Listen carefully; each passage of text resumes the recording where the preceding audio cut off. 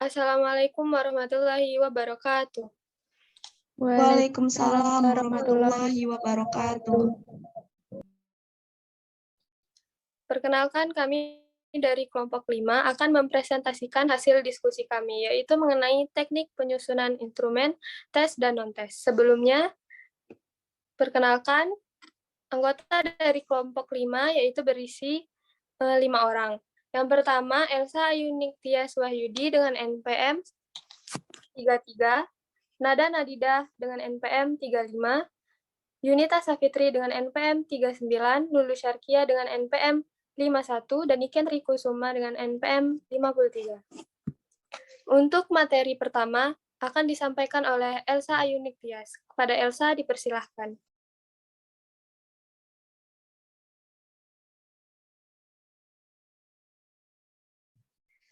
Baik, saya akan menjelaskan materi pengertian instrumen tes.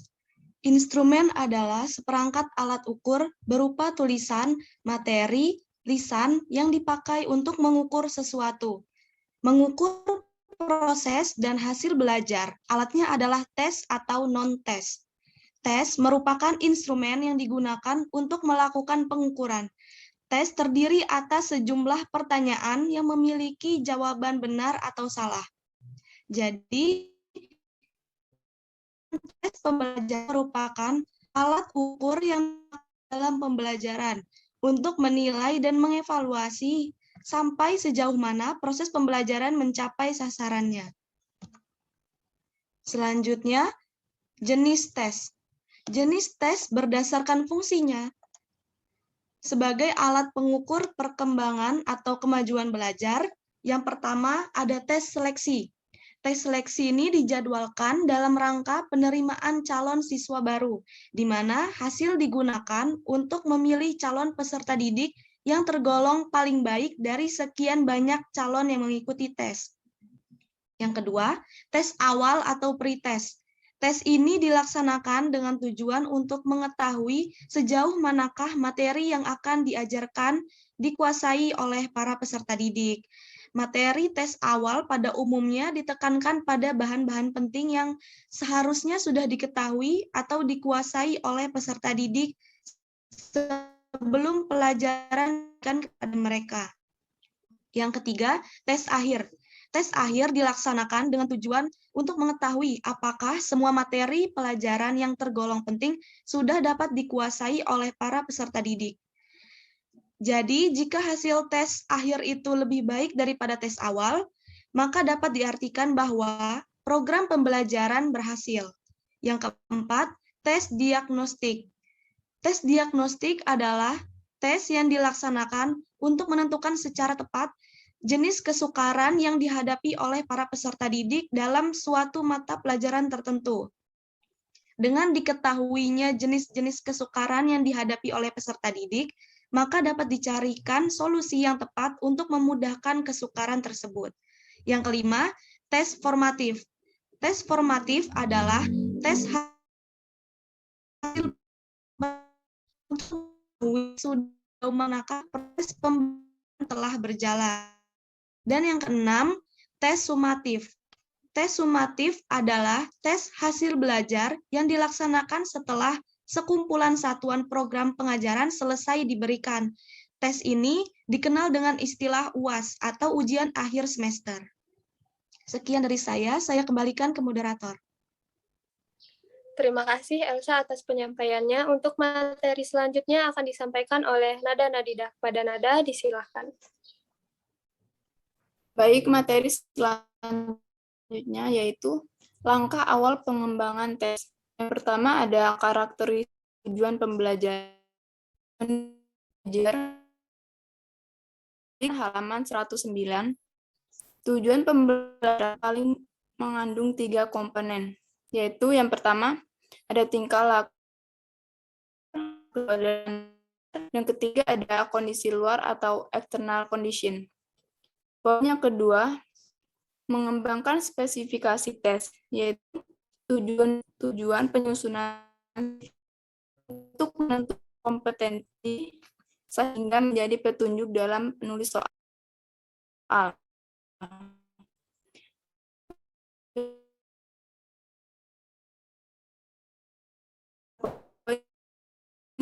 dan tes yang akan ada pula 7 opsi yang tepat diukur dengan menggunakan tes tertulis bentuk uraian.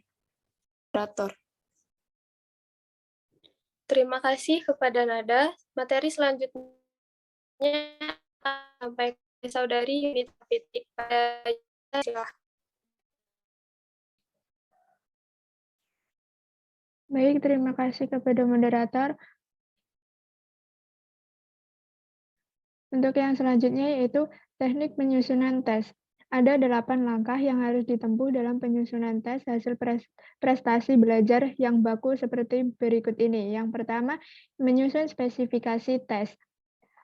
Langkah awal dalam mengembangkan tes adalah menetapkan spesifikasi tes atau berisi uraian yang menunjukkan keseluruhan karakteristik yang harus dimiliki oleh suatu tes. Dari penyusunan prosedur spesifikasi tes dibagi menjadi beberapa. Yang pertama, menentukan tujuan tes. Tujuan tes seperti mengetahui tingkat kemampuan peserta didik, mengukur pertumbuhan dan perkembangan peserta didik, mendiagnosis kesulitan belajar peserta didik, mengetahui hasil pembelajaran, mengetahui pencapaian kurikulum, mendorong peserta didik belajar, dan mendorong peserta didik melaksanakan pembelajaran yang lebih baik. Yang selanjutnya, menyusun kisi-kisi. Ada 3 langkah dalam mengembangkan kisi-kisi tes, yaitu menulis standar kompetensi, yang kedua, menuliskan kompetensi dasar, menentukan indikator, dan menentukan jumlah soal tiap indikator. Yang selanjutnya, menentukan bentuk tes. Pemilihan bentuk tes yang tepat digunakan oleh tujuan tes, jumlah peserta tes, waktu yang disediakan untuk memeriksa lembar jawaban tes. Yang selanjutnya, menentukan panjang tes. Waktu yang disediakan berdasarkan tingkat perkembangan peserta didik dan jenjang pendidikan. Untuk sekolah dasar, waktu yang disediakan umumnya 2 kali 45 menit, yaitu 90 menit. Untuk sekolah menengah, waktu yang disediakan juga sekitar 90 menit atau 120 menit. Yang kedua, menulis tes. Menulis tes dibagi menjadi beberapa. Yang pertama, tes lisan di kelas. Yang kedua, tes bentuk benar atau salah. Yang ketiga, bentuk menjodohkan. Yang keempat, bentuk pilihan ganda. Yang kelima, bentuk uraian objektif. Yang keenam, bentuk uraian non-objektif. Yang ketujuh, bentuk jawaban singkat.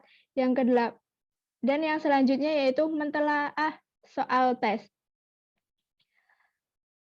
Kriteria yang digunakan untuk melakukan telaah butir tes mengikuti pedoman penyusunan tes.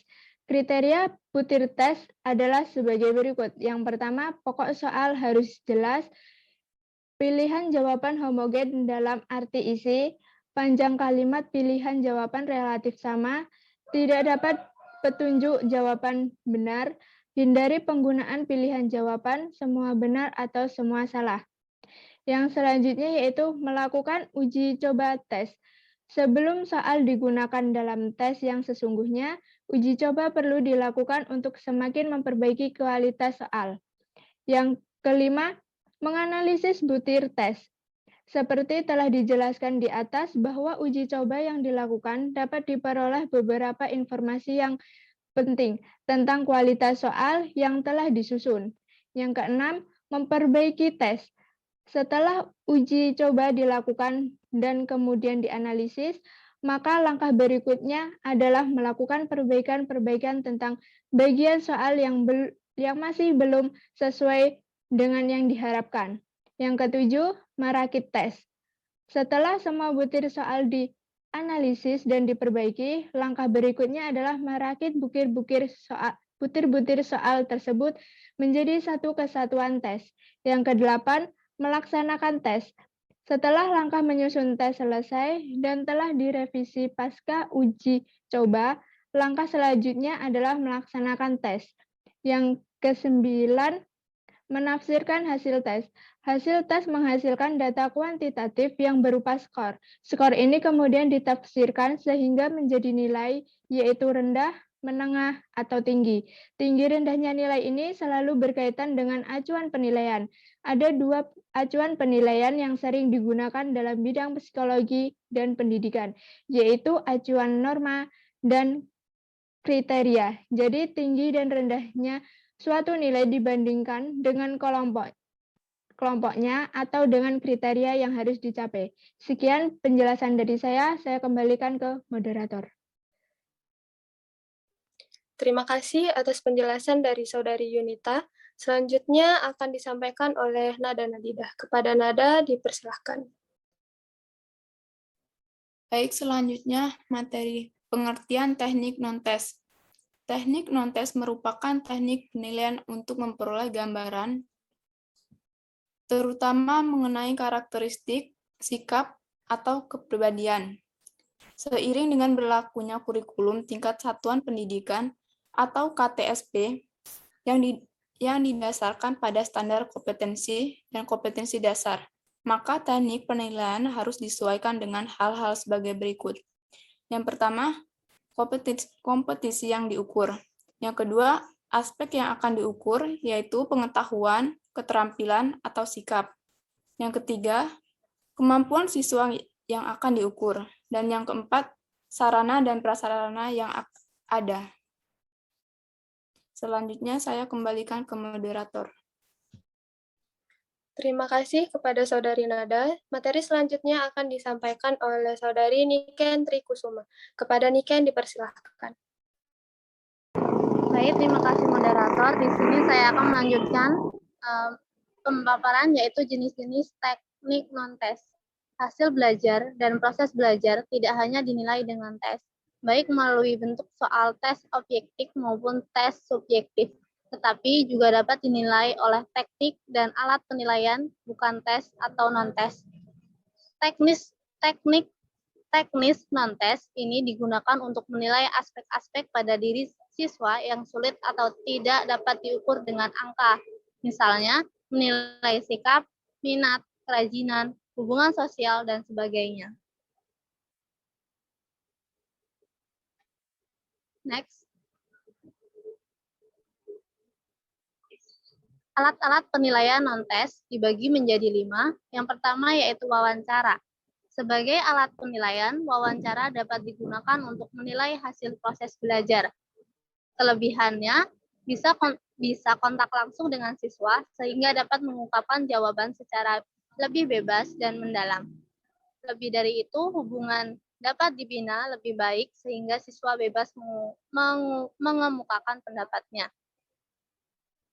Adapun tujuan wawancara, yang pertama yaitu untuk memperoleh informasi secara langsung guna menjelaskan suatu hal atau situasi dan kondisi tertentu.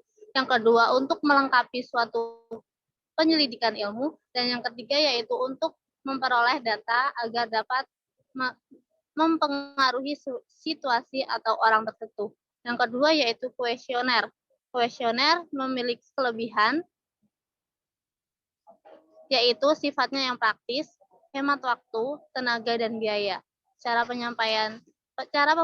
penyampaiannya ada yang langsung dibagikan kepada siswa. Setelah diisi oleh siswa, dikumpulkan kembali. Ada juga yang dikirim melalui pos. Tetapi dengan cara kedua ini belum menjamin terkumpulnya kembali sesuai dengan jumlah yang dibagikan. Yang ketiga yaitu skala. Skala adalah alat untuk mengukur nilai, sikap, minat, perhatian, dan sebagainya yang disusun dalam bentuk pernyataan untuk dinilai oleh responden dan hasilnya dalam bentuk rentan nilai sesuai dengan kriteria yang ditentukan. Instrumen skala dibagi menjadi beberapa bagian. Yang pertama skala sikap, yang kedua skala minat, yang ketiga skala nilai, yang keempat skala konsep, dan yang kelima skala moral. Dan yang keempat yaitu observasi. Observasi atau pengamatan sebagai alat penilaian banyak digunakan untuk mengukur tingkah laku individu atau proses terjadinya suatu kegiatan yang dapat diamati baik dalam situasi yang sebenarnya maupun dalam situasi buatan. Ada 3 jenis observasi, yaitu observasi langsung, Observasi langsung adalah pengamatan yang dilakukan terhadap gejala atau proses yang terjadi dalam situasi yang sebenarnya atau langsung diamati oleh pengamat. Yang kedua yaitu observasi tidak langsung adalah observasi yang dilakukan dengan menggunakan alat seperti mikroskop untuk mengamati bakteri, suryakanta untuk melihat pori-pori kulit. Yang ketiga yaitu observasi partisipasi, yaitu pengamatan harus melihat diri atau ikut serta dalam kegiatan yang dilaksanakan oleh individu atau kelompok yang diamati. Yang kelima yaitu studi kasus. Studi kasus pada dasarnya mempelajari secara intensif secara individu yang dipandang mengalami kasus tertentu. Misalnya, mempelajari secara khusus anak nakal, anak pandai, dan sebagainya. Kasus-kasus khusus dipilih untuk mempelajari secara lebih mendalam dan dalam kurung waktu yang cukup lama.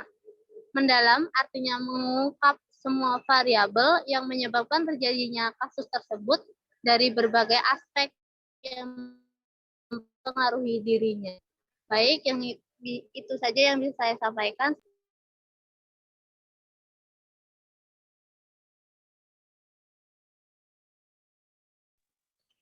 Terima kasih kepada Saudari Niken atas pemaparannya. Slide selanjutnya. Baik, terima kasih kepada Saudari Niken atas penyampaiannya. Yang terakhir adalah kesimpulan. Instrumen tes dan non-tes dapat digunakan sebagai alat ukur yang dipakai dalam pembelajaran untuk menilai dan mengevaluasi sampai sejauh mana proses pembelajaran mencapai sasaran dan untuk memperoleh gambar terutama mengenai karakteristik, sikap, atau kepribadiannya. Sekian hasil presentasi dari kelompok kami. Apabila terdapat kesalahan, mohon dimaafkan. Saya tutup dengan wabillahi taufiq wal hidayah. Wassalamualaikum warahmatullahi wabarakatuh. Waalaikumsalam warahmatullahi Waalaikumsalam warahmatullahi wabarakatuh. wabarakatuh.